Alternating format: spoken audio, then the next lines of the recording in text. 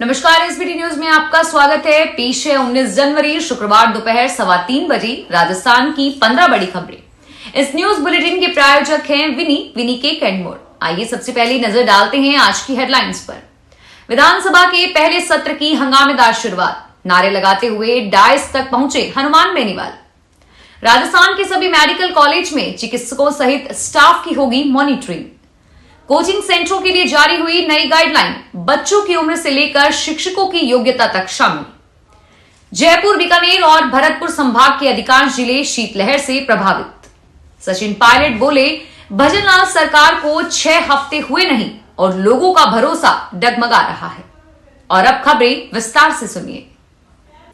राजस्थान में 16वीं विधानसभा के पहले सत्र की शुरुआत हंगामे के साथ हुई। खींवसर से विधायक हनुमान बेनीवाल राजस्थान लोक सेवा आयोग को भंग करने की मांग करते हुए नारेबाजी करने लगे। वे राज्यपाल कलराज मिश्र के सामने आने विधानसभा सचिव के डायस पर पहुंच गए। इस दौरान राज्यपाल के एडीसी ने बेनीवाल से हटने का आग्रह किया, जिसके बाद वो पीछे हट गए, लेकिन वेल में नारे लगाते रहे। हालांकि इस दौरान राज्यपाल ने अपना अभिवादन जारी रखा। राज्यपाल मिश्र ने भ्रष्टाचार व कानून व्यवस्था तथा राज्य की खराब आर्थिक स्थिति के लिए पिछली कांग्रेस सरकार पर कटाक्ष करते हुए कहा कि भ्रष्टाचार और अपराध मुक्त राजस्थान बनाना वर्तमान डबल इंजन की सरकार का प्रमुख लक्ष्य है। नई सरकार की नीति और नियत एकदम साफ है। हम विकसित भारत 2047 के संकल्प के साथ विकसित राजस्थान बनाने के लिए कटिबद्ध हैं।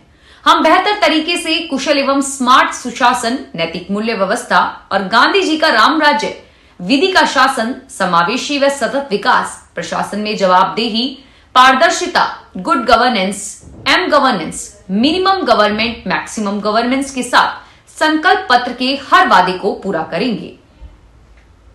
राजस्थान के सभी मेडिकल कॉलेजों में चिकित्सकों सहित नर्सिंग स्टाफ पर केंद्र सरकार की टीम निगरानी रखेगी।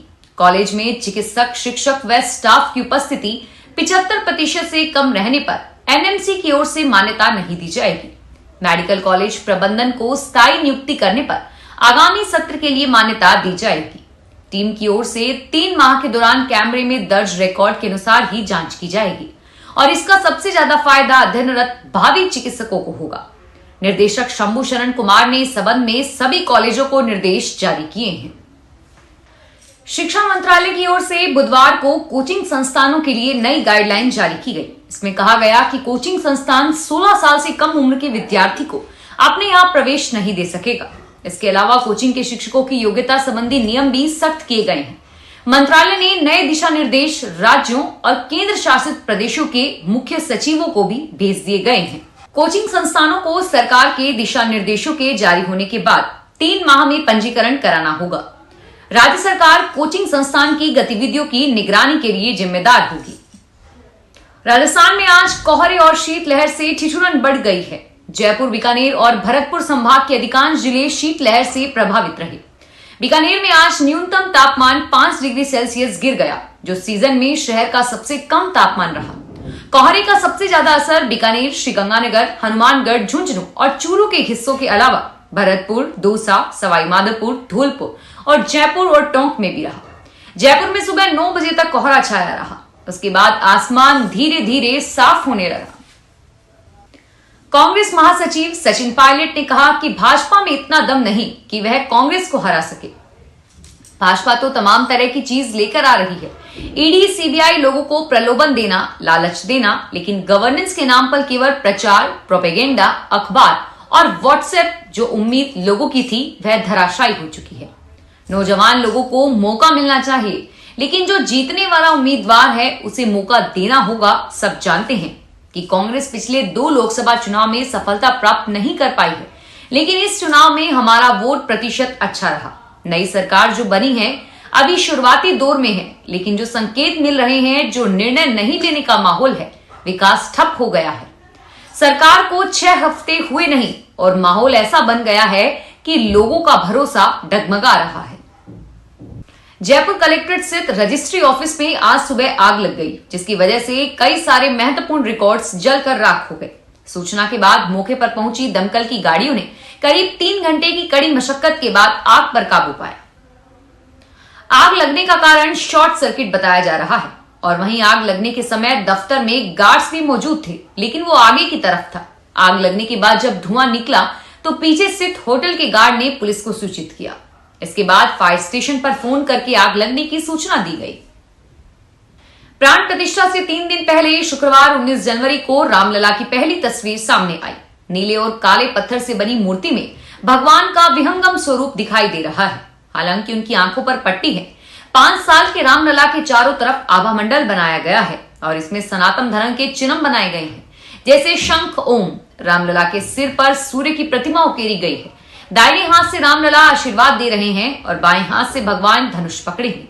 रामलला का सोने का मुकुट पहले ही है और रामलला की आंखों से पट्टी 22 जनवरी को खोली जाएगी।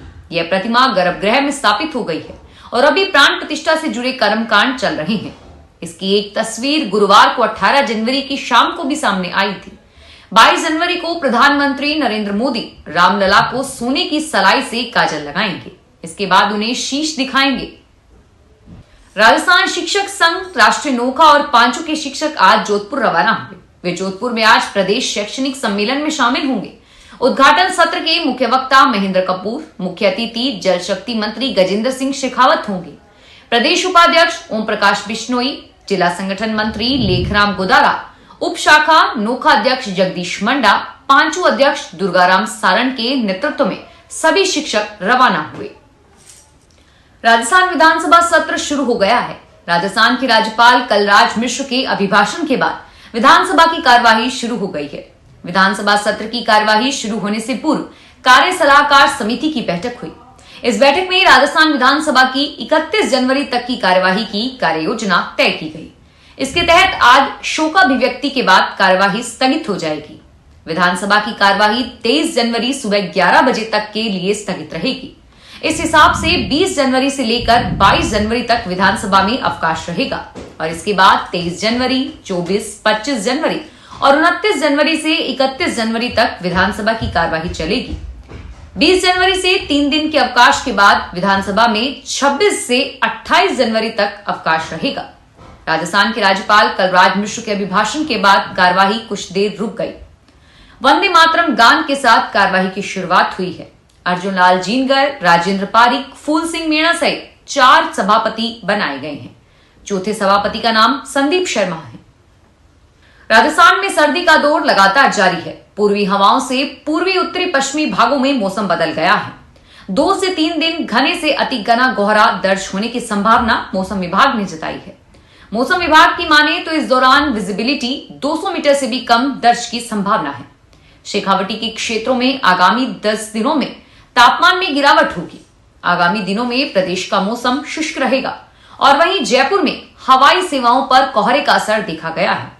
इंडिगो की सुबह 5:40 पर इंदौर की फ्लाइट रद्द हो गई।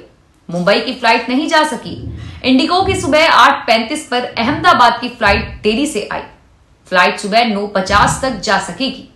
इंडिगो देहरादून की फ्लाइट देरी से जाएगी। सुबह 9:05 के बजाय 9:50 बजे तक रवाना होगी।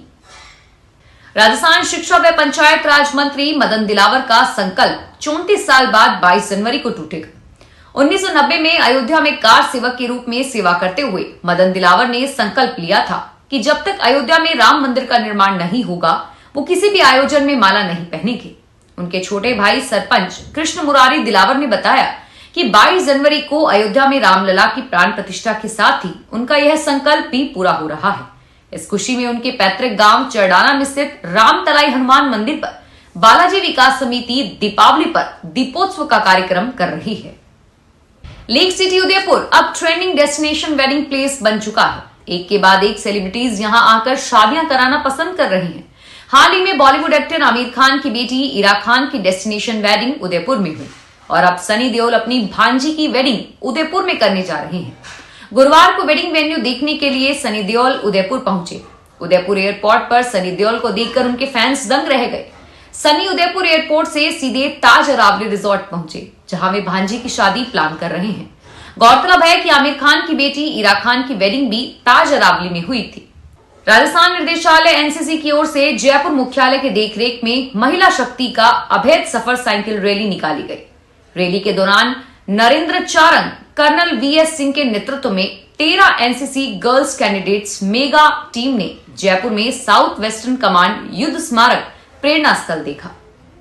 मीडिया कोऑर्डिनेटर नंद किशोर शर्मा ने बताया कि महिला शक्ति का अवैध सफर साइक्लाथॉन साइकिल रैली ने जयपुर के हवा महल, जंतर मंतर, एल्बर्ट हॉल आदि पर नुक्कड़ नाटक के जरिए आमजन को महिला सशक्तिकरण का जागरूक करने का संदेश दिया। अलवर में अगर आपके मतदाता पहचान पत्र में कोई त्रुटि है तो ये खबर आपके लिए है।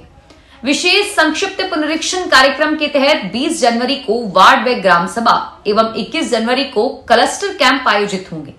भारत निर्वाचन आयोग के निर्देशानुसार विधानसभा क्षेत्र अलवर शहर में विशेष संक्षिप्त पुनरीक्षण कार्यक्रम 2024 के अंतर्गत 20 जनवरी को नगरीय निकाय में वार्ड सभा व ग्राम पंचायत स्तर पर आयोजन किया जाएगा। निर्वाचक रजिस्ट्रीकरण पदाधिकारी रीन ज्योति कंवरिया ने बताया कि इस दौरान बीएलओ अपने नगरीय निकाय के प्रतिनिधि व ग्राम स्तर पर पंचायत स्तर के प्रतिनिधि उपस्थित रहकर मतदाताओं से आवेदन प्राप्त करेंगे।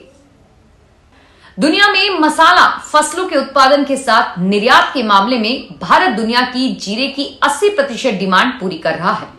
भारत ने 4194 करोड़ रुपए का जीरा विदेशों में निर्यात किया है और इसमें अकेले राजस्थान में करीब 2000 करोड़ रुपए का 1 लाख टन जीरा निर्यात हुआ है।